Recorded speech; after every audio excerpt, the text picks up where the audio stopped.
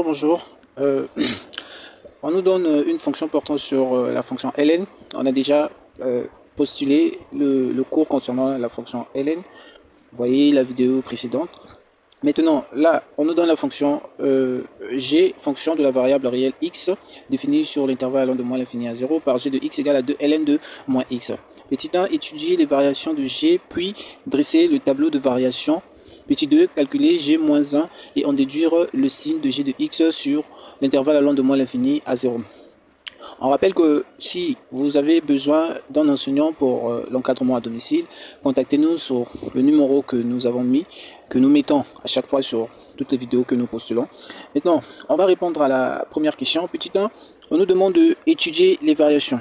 Pour étudier les variations, on a plusieurs étapes. La première étape, c'est de donner l'ensemble de définitions. L'ensemble de définitions de la fonction a été donné. On a dit la fonction g est définie sur l'intervalle allant de moins l'infini à 0. Donc l'ensemble de définitions de la fonction g, c'est de moins l'infini à 0. On va partir à la deuxième étape, limite ou borne.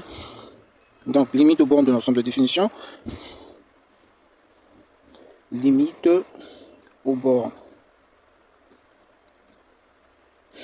Les limites aux bornes, nous avons deux bornes. Nous avons moins l'infini et 0. Donc on va calculer la limite en moins l'infini.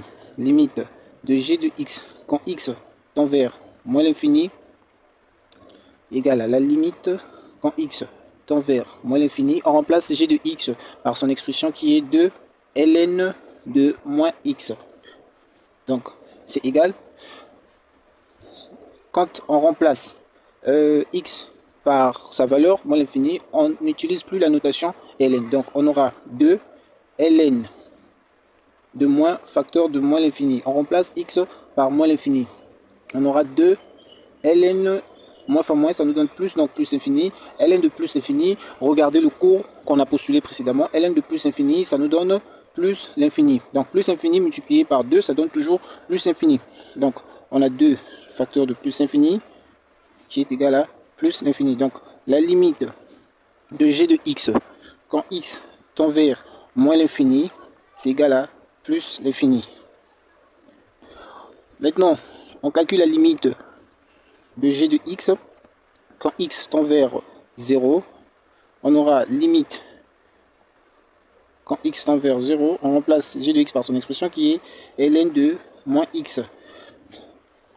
Donc, quand on va remplacer, on aura 2 facteurs ln de moins 0, ça nous donne 0.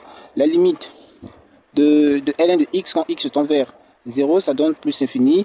Regardez toujours le cours dont on a postulé. Donc on aura 2